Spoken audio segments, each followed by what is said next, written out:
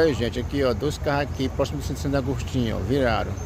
Ó o que acontece, ó. Aqui na estrada, sabe, tem um pouco de lama, sabe? Um pouco de lama.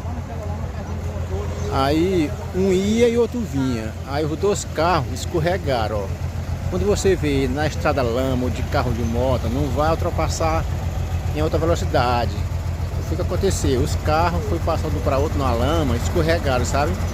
Aí os caras do carro perderam o controle dos carros aí, ó. Acabaram, ó, saindo da estrada aqui, ó.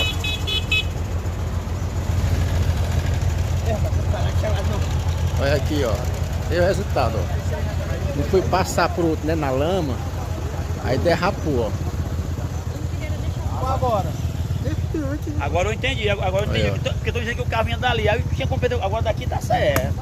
É, aqui tá certo. Ontem também eu vi na moto, não perdeu o controle, porque tudo meu filho é foi sim, de novo, né? E a água tava bem.